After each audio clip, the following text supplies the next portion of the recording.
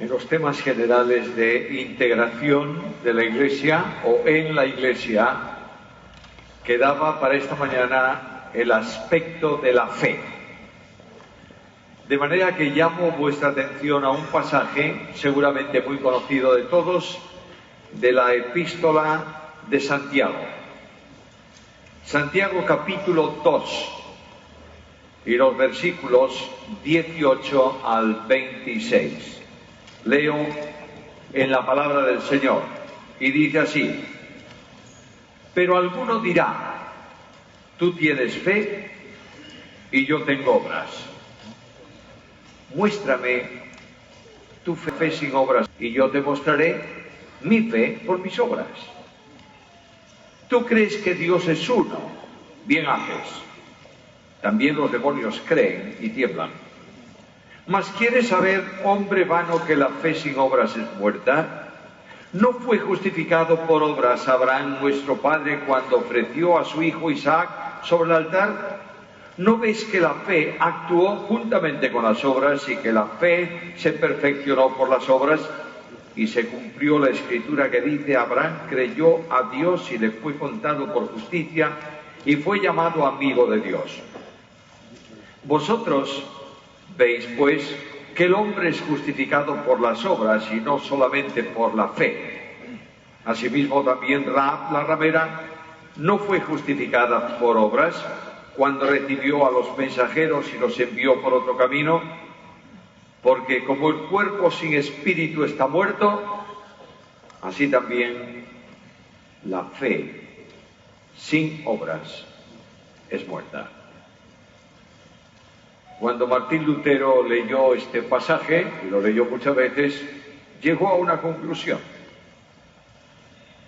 Esta es la epístola de paja.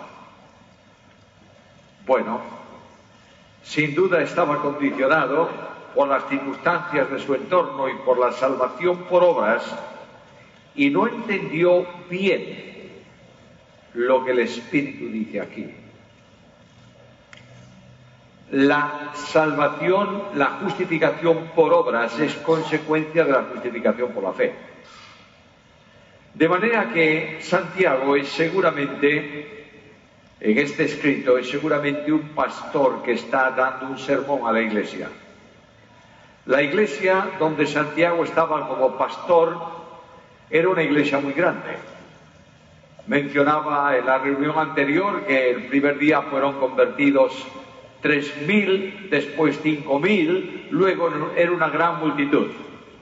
Y dentro de la iglesia, Santiago tiene mucha experiencia y conoce los problemas de la iglesia y sabe las situaciones de la iglesia, y como pastor puede determinar muchos aspectos del rebaño que el Espíritu de Dios colocó bajo su custodia personal.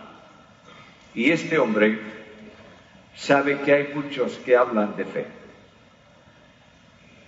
y queda ahí su experiencia de vida. Y Santiago dice: basta de hablar de fe. Quiero ver las obras que esa fe produce.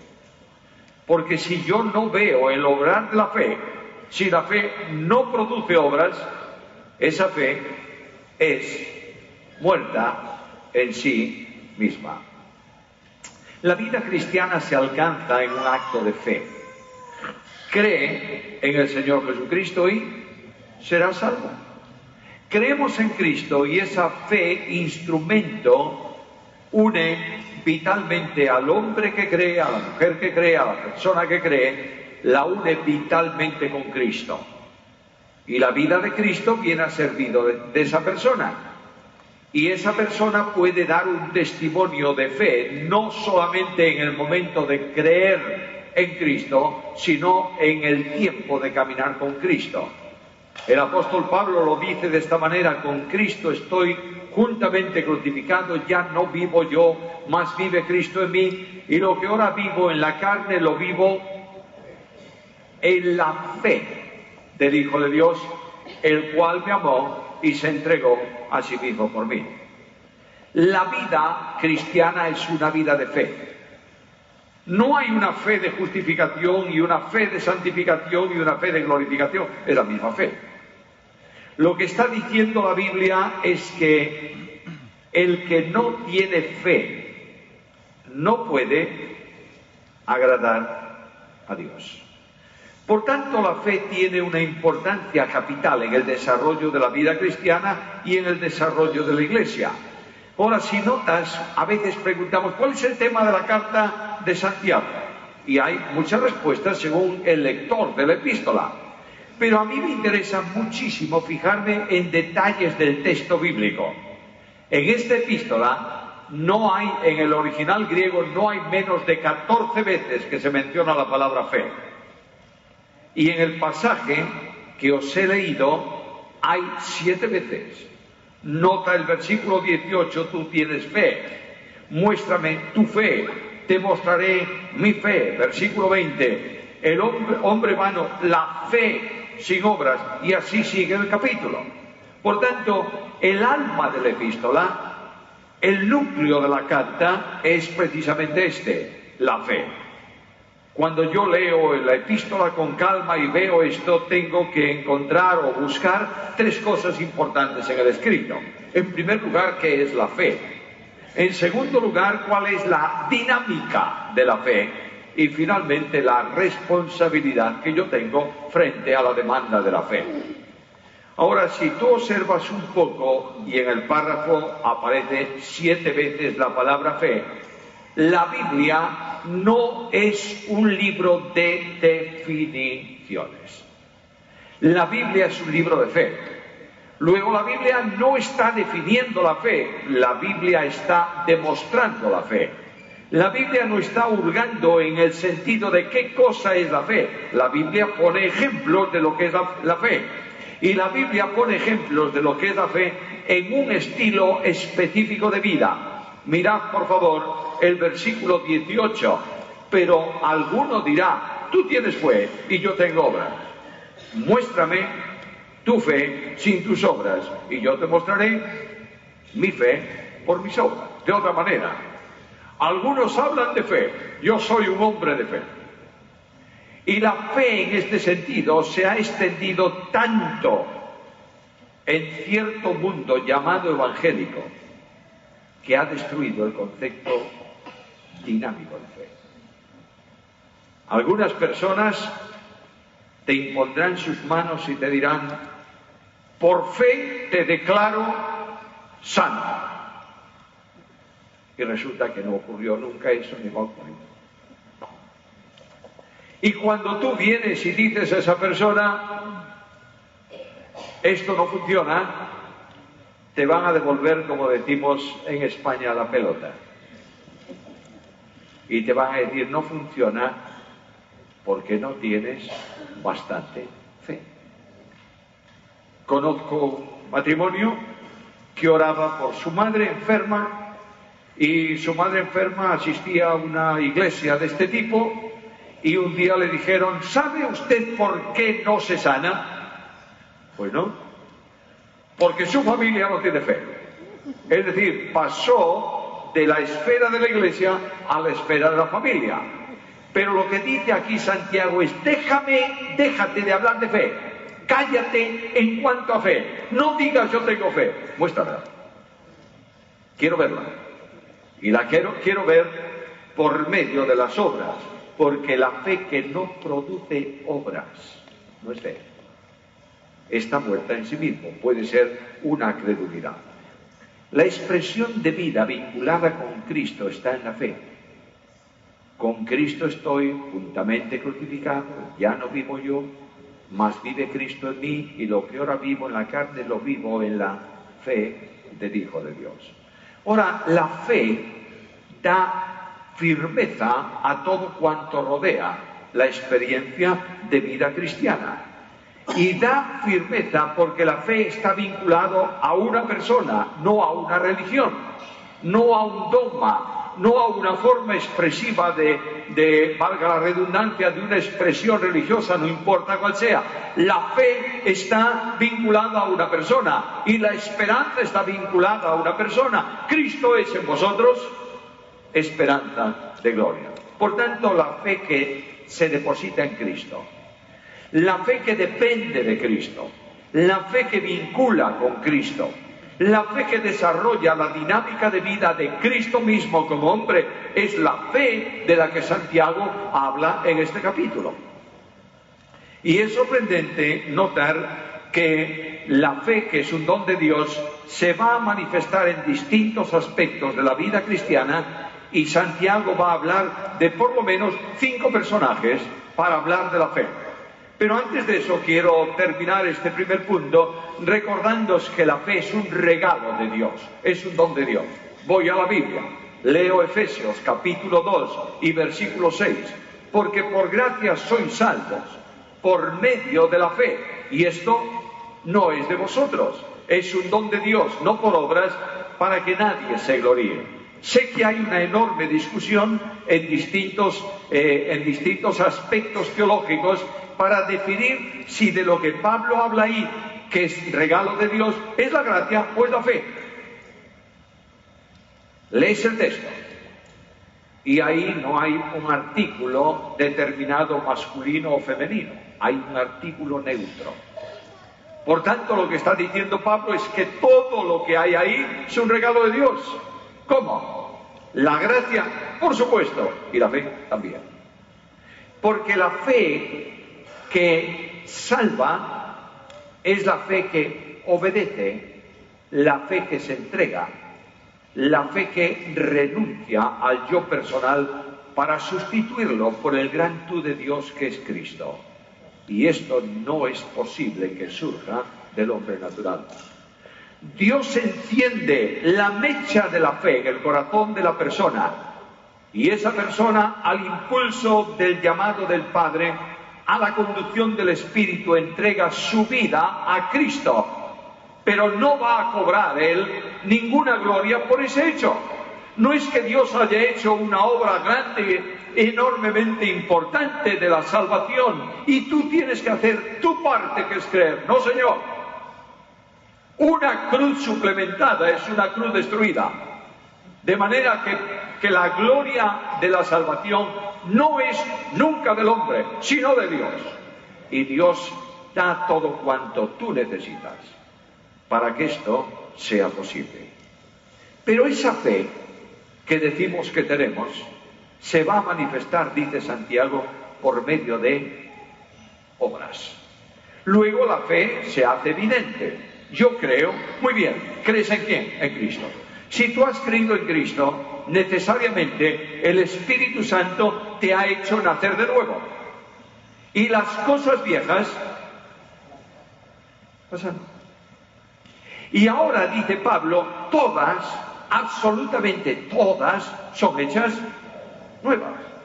De manera que tú te vas a tu trabajo mañana por la mañana, y antes de ir al trabajo ayer eras una persona egoísta, buscadora de tu propio provecho personal, acaparadora del tiempo de la empresa y no sé cuántas cosas más, y de pronto has depositado tu fe, el Espíritu te ha cambiado, y mañana por la mañana el trabajo tuyo es diferente. Hace años estaba en Luis. En esa iglesia había un hombre que trabajaba en una compañía de petróleos. Me vino a buscar después de la reunión de la noche y me llevó a su casa. Cuando subí al automóvil, salió como si lo persiguieran. Cada stop, semáforo amarillo, y yo dije, ¿qué le pasará a este? Y le dije, ¿tienes algún problema? Y él me miró, me dijo, sí. Bueno, cuéntame. Estoy cansado, aburrido del trabajo. Yo dije para mí, bueno, tú puedes estar todo aburrido, pero no me mates, por favor. Le dije, ¿cuál es el problema? Cuéntame algo. ¿Qué haces? Trabajo en la compañía tal.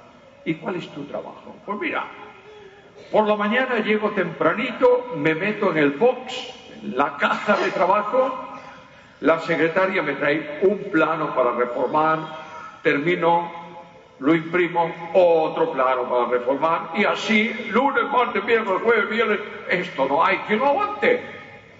Y le dije, ¿y hablaste con el jefe?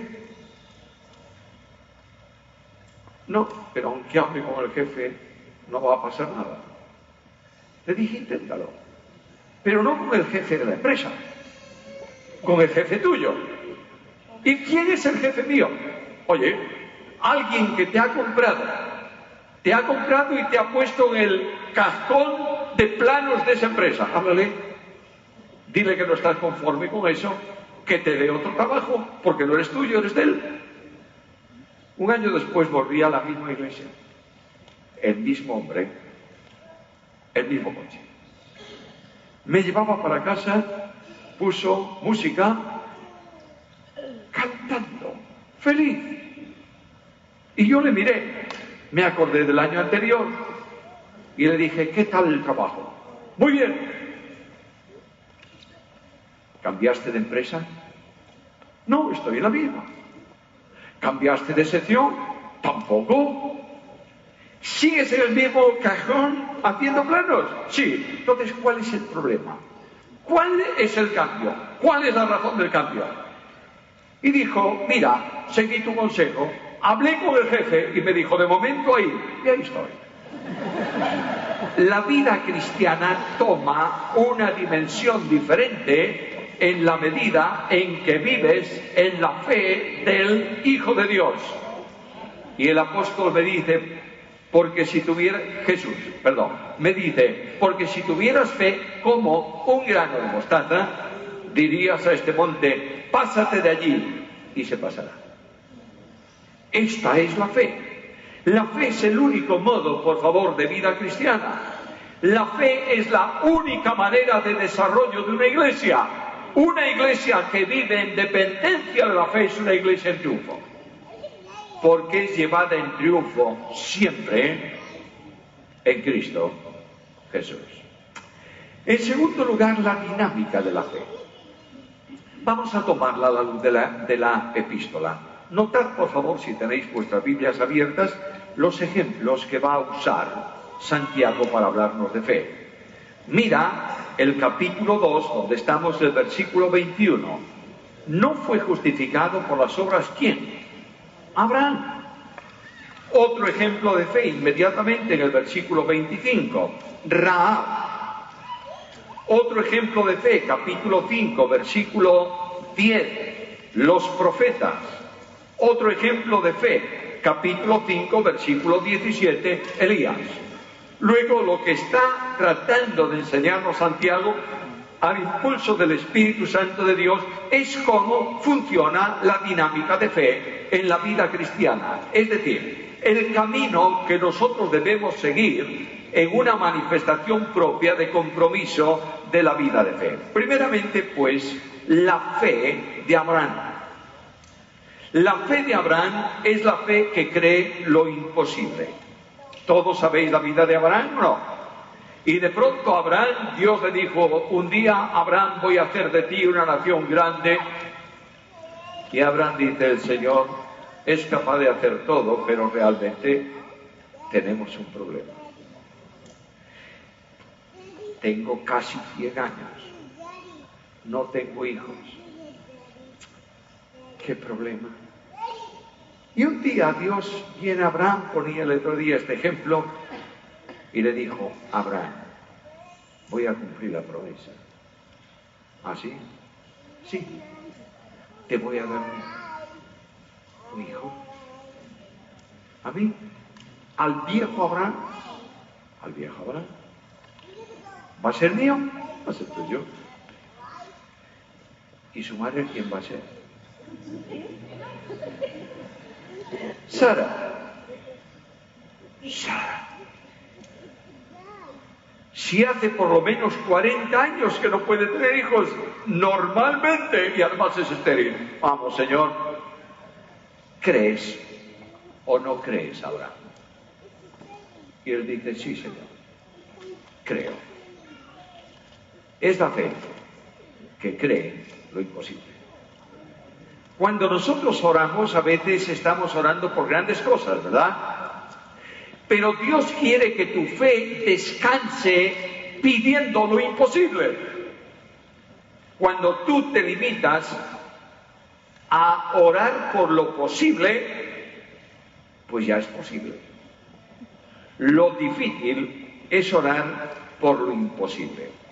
Y yo tengo la seguridad de que la iglesia en Houston, la iglesia en Vigo, la iglesia en general, necesita entrar en el próximo año. Ya estamos casi en el próximo año, ¿eh? Dentro de nada entramos, si vivimos, en el 2018. Y este año, ese próximo año, Dios demanda de su pueblo fe para creer en lo imposible, para dejar de vivir la teoría de la fe, para dejar de pedir lo que es posible que se cumpla. Vamos a la presencia de Dios.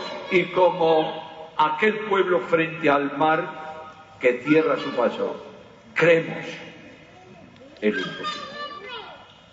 ¿Has visto aquel acontecimiento? Moisés con todo el pueblo caminando por el desierto, y de pronto, en lugar de seguir el camino habitual, tuercen a la derecha.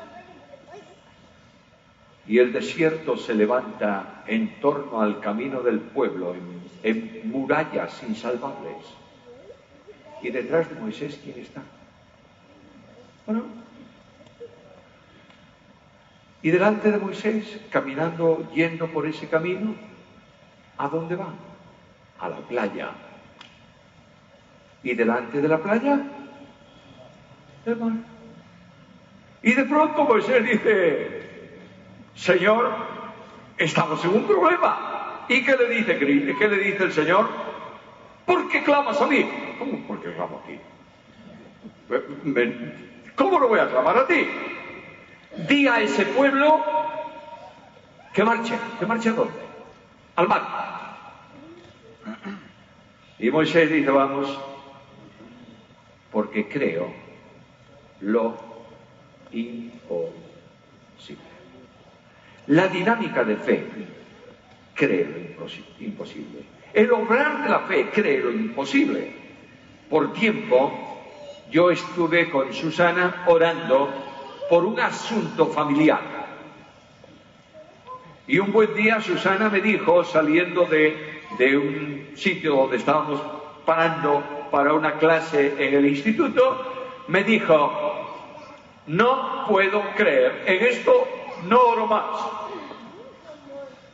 Bueno,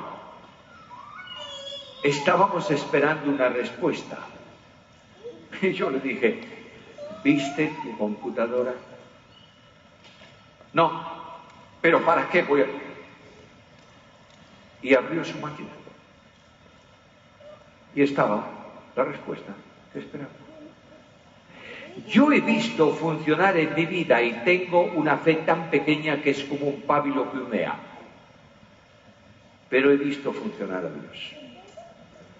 Y he visto a Dios llevarme por caminos imposibles. Y he visto a Dios abrir cielo luminoso en mi vida.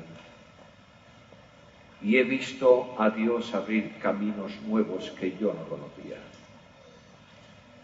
Tengo que creer en lo imposible. Ahora Santiago avanza un poco más, versículo 25. ¿Y de quién habla? Asimismo también Rahab la ramera. Oh, ¿cuántos golpes hemos dado a Rahab? Fíjate tú, una prostituta, no sé qué, no sé cuánto. Observa la vida de Rahab y notarás que es la fe que exige un cambio de pensamiento. Rahab es idólatra. Rahab piensa que los ídolos de allí, posiblemente Rahab sea una prostituta sagrada de la diosa Asera. Es muy probable, no que tenga una casa de prostitución, no. Pero no importa, no discutamos de ese tema, porque perdemos el tiempo y no es doctrina fundamental. Ahora lo que sí sé es que le llama así. Bueno, pero Rahab creyó o no creyó. Y el pensamiento de Rahab cambió radicalmente. De manera que cuando los espías de Josué vienen, aquella mujer es tan creyente como los israelitas. Y aquella mujer da un testimonio abierto del Dios de Israel. Dios os ha entregado la tierra. Yo sé que Dios os da todo esto, porque el miedo de vuestro Dios está en el corazón de todos los habitantes de la ciudad. Mira, están cerrados, puertas cerradas, muros. Tienen miedo. Yo sé que vuestro Dios es Dios. Y aquella mujer cambia de pensamiento. Escucha la Biblia. No os conforméis a este siglo,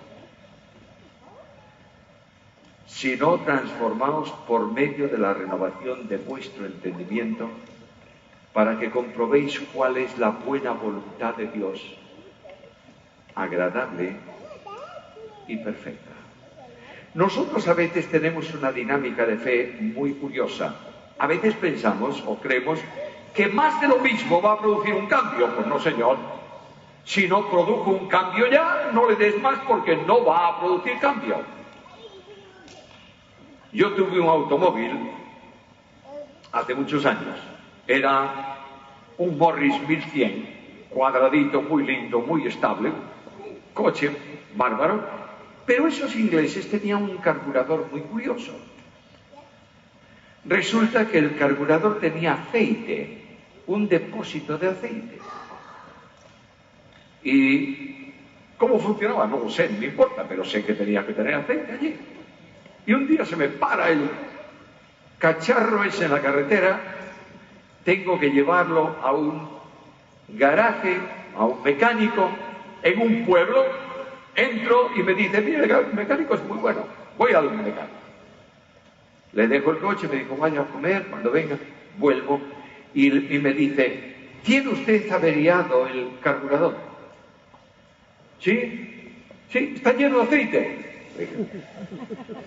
Dije, déjelo, no tiene ni idea, porque necesita eso. De manera que lo que él pretendía era rellenar. No le toque, déjemelo. Efectivamente, conseguí llegar a otro pueblo y me arreglaron el coche perfectísimamente, sin problemas.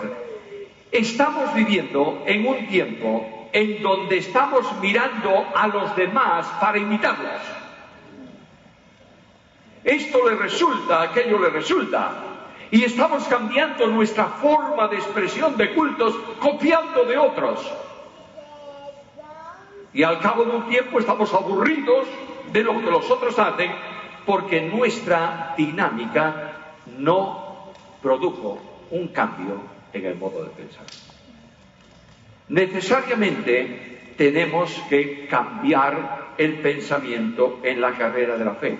Y tenemos que dejar el mensaje humanista de la Iglesia evangélica del día de hoy en muchos lugares del mundo. Ese mensaje que satisface a los que vienen porque no les habla de ningún problema pecaminoso de ellos. Simplemente les dice, tú eres un buen muchacho y si tienes un problema no te preocupes porque tú puedes. Mensajes, ¿sabéis cómo se llaman? Motivadores. Pero resulta que la fe exige un mensaje bíblico. Y lo que el pueblo de Dios necesita no son mensajes motivadores. Alentadores, por supuesto que sí, a la luz de la Biblia y de acuerdo con ella. Pero cuando ese mensaje motivador estropea muchas vidas, cambiamos al sentido opuesto de la ley del péndulo y entramos en la dinámica de la rectitud, de la ley extrema, del condicionante de qué hay que hacer y si no lo haces no eres un buen cristiano y cosas por el estilo, y cargamos al pueblo de Dios con cargas que Dios no ha establecido para un pueblo libre. ¿Sabéis lo que ocurre? Estamos en la dinámica de una fe que no cambia porque siempre se hizo así. Hay un experimento muy curioso que se hizo en una universidad. Se construyó una jaula grandota y se metieron 5 monos dentro de la jaula. mangueras de agua a presión fuera de la jaula. Y encima de la jaula le pusieron a los monos unos plátanos. ¿Sabéis lo que hicieron los monos? A por el plátano. En cuanto saltaron a por el plátano, mangueras de presión, monos abajo. Al cabo de un tiempo de esta práctica, los monos miraban los plátanos. No se movía ninguno. Entonces sacaron un mono y pusieron uno nuevo. ¿Qué hizo el nuevo? A por los plátanos. ¿Sabe lo que hicieron los otros? Le cayeron encima y le dieron una paliza. Luego fueron sustituyendo otro y otro, hasta que por último había 5 monos nuevos dentro de la jaula. Cuando uno se atrevía a subir a por el plátano, leña. ¿Por qué? Porque siempre se hizo así. Y ahí tienes la dinámica. Siempre se hizo así. Cuando alguien viene y dice cambiemos, paliza, porque la fe no se ha entendido. La fe exige un cambio de pensamiento. ¿Cuándo? ¿De vez en cuando? No, permanente. Renovaos en vuestra mente. La otra fe de la que habla aquí es la fe que no se conforma con la situación. Capítulo 5, versículo 10. Hermanos míos, tomad como ejemplo de aflicción y paciencia a los profetas que hablaron en el nombre del Señor. Los profetas no se conformaban con la situación que había.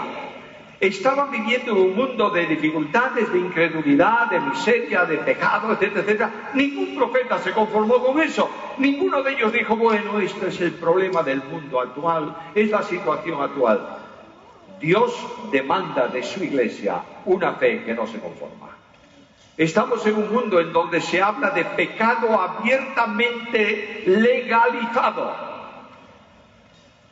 donde las prácticas prohibidas por la Biblia y prohibidas por la conducta de la ley natural se han regularizado. Y la Iglesia lo único que dice de esto es, bueno, eso es natural del mundo. No, señor. Eso no es natural para el mundo. Y yo no puedo conformarme con la situación, porque aquellos hombres, debido a que no se conformaron con la situación, apagaron fuegos impetuosos. Viene el rey y le dice a aquellos hombres, tenéis que adorar la imagen que yo levanto, que dicen ellos. No. Pero si es la situación, no me conformo con ella. Y el Dios de la Biblia, actuando en la fe que no se conforma, transforma las cosas y cambia las cosas. Santiago me habla de las pruebas, capítulo 5, versículo 11. ¿Y qué dice? ¿Habéis oído la paciencia de quién? De Job. Job. Job es el ejemplo de la paciencia por el sufrimiento. ¿Conoces bien la historia de Job? Job se acuesta una noche rico y se levanta pobre. Se acuesta con familia, se levanta sin hijos. Se acuesta respetado, se levanta cuestionado. Y si todo esto fuese poco, se acuesta teniendo una esposa y se levanta con una mujer que lo desprecia y que le dice, aún vives, hombre, a ver si te mueres de una vez. Y Job es un hombre que dejó su camita y dormía sentado en la ceniza en donde se quemaba la basura de la casa. ¿Y por qué Job? Bueno, lee la historia. Porque el olor de la boca de Job era tan hediondo que no había quien lo soportara. Y porque de las manos de Job, de las costras, salían gusanos. Y ahí tienes a un hombre. Pero este hombre es un hombre que sabe que Dios actuará. Escucha esa fe. aunque él me mate, yo esperaré en él. Job capítulo 13, versículo 15. ¿Quieres la expresión perfecta de la fe de Job? Yo sé que mi Redentor vive y que se levantará en el polvo. Y después de deshecha esta mi piel, he de ver en mi carne a Dios. Y todos miramos a Job mirando al cielo. Oh, es lo que está diciendo. Me va a tener allí, voy a cambiar, esta carne va a ser transformada. Job no está pensando para nada en el cielo. Job dice, estos amigos míos están cuestionándome porque estoy enfermo, porque estoy miserable. Y ellos dicen, ninguna persona justa es tratada así por Dios. Vaya amigos que tenía Job. Grandes consoladores la primera semana, cuando estuvieron callados. Pero cuando empezaron a hablar fueron un problema serio. Y Job dice, tengo fe. Dios va a intervenir. ¿Intervino? Por supuesto. Levantándose en el polvo donde Job estaba, sanando la enfermedad de Job y diciéndole a sus amigos, acudid a él, porque él intercederá por vosotros. Hermanos míos amados, en medio de las pruebas necesitamos la fe que cree que Dios actúa en ellas. No hay prueba, por grande que sea en tu vida, que pase solo, porque estás en las manos del Señor. ¿Dios te ha colocado en la mano de Jesús o no? Sí. Y el Padre ha puesto su mano sobre la mano de Cristo. ¿Y dónde estás tú? Entre la mano que te sustenta y la mano que te protege. Y un día el Padre del cielo sabe que tu fe necesita ser afirmada y abre sus dedos y permite que la prueba entre. ¿Dónde pasa la prueba? En el mismo sitio donde estás, en la mano de Jesús. Por eso cuando viene la prueba intensa, cuando el dolor sube, cuando los problemas azotan, cuando las lágrimas afloran, cuando la desesperación, humanamente hablando, es el camino de tu andadura, escuchas a Cristo, que tiene una promesa para ti. Con Él estaré yo en la angustia. La fe que cree que Dios actuará en las pruebas. Por último, la fe de la soledad. Capítulo 5, versículo 17. Elías era hombre sujeto a pasiones semejantes a las nuestras y oró fervientemente, etcétera, etcétera, etcétera. ¿Y cómo terminó Elías? Solo. Terminó solo, escapado. La cabeza de Elías estaba puesta a precio. Y Elías se metió en la cueva y el cuervo le traía la comida diaria. Un milagro, porque que el cuervo te traiga carne es muy difícil, porque le gusta a él que traía. Y Dios había abierto agua bastante en el arroyo y un buen día el arroyo no tenía agua y el cuervo no vino. Y dice Elías, bueno, ¿qué problema? Vete a casa de una mujer viuda. ¿De una mujer viuda? Sí. Yo he mandado que me sustente. Bueno, allá va. Y finalmente, en la experiencia de la vida de Elías, Elías está debajo de un árbol con una terrible depresión. Quiero morirme. Y Dios sabe que su chiquito está enfermo y deprimido. Y va a él y le dice, vamos hombre, que la fe no es... No hace nada de eso. Le dice, vamos Elías, la depresión se cura con comida saludable, come. Y con una excursión. 40 días hasta el monte de Dios. Y cuando llegó allí, ¿qué hizo Elías? Lo mismo que hizo antes de marcharse. debajo de un árbol y a ver si me muero. Y es cuando Dios viene y le dice, Elías, ¿cuál es el problema? Estoy solo. Y me buscan. Pero hay un problema, que si me encuentran y me matan, tú te quedas solo. Porque no hay nadie que te ame en la nación. Me imagino, no sé si el Señor, Dios de la gloria, se sonríe, pero permíteme la licencia. Se acerca Elías sonriendo y le dice, vamos, hombre, vamos. Si tuvieras una docena contigo, ¿te valía?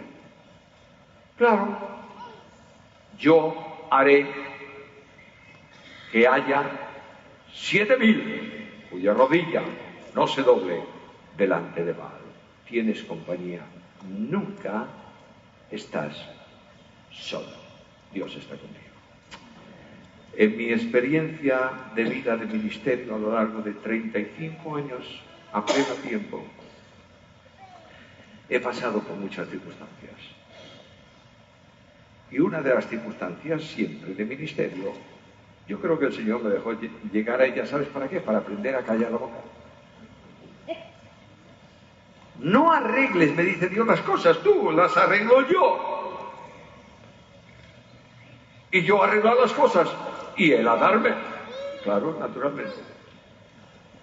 Y un día me levanté por la mañana, me fui a mi despacho, me senté en la mesa y le dije al Señor, no tengo ganas de orar ni de leer. Y abrí mi Biblia, a propósito, en el Salmo 23. Empecé a leer el Salmo. Lo leía mecánicamente. Mi pensamiento estaba en el problema. Y dije al Señor, no puedo hacerlo así, Señor. Y empecé a leer en alto. Jehová es mi pastor, nada me faltará, etcétera, etcétera, etcétera, etcétera, etcétera. Y de pronto llegué al versículo 5.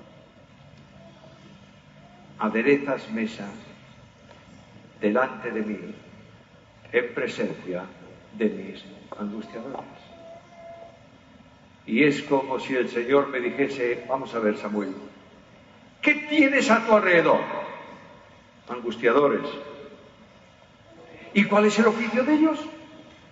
Angustiarte. Están haciendo lo que saben hacer.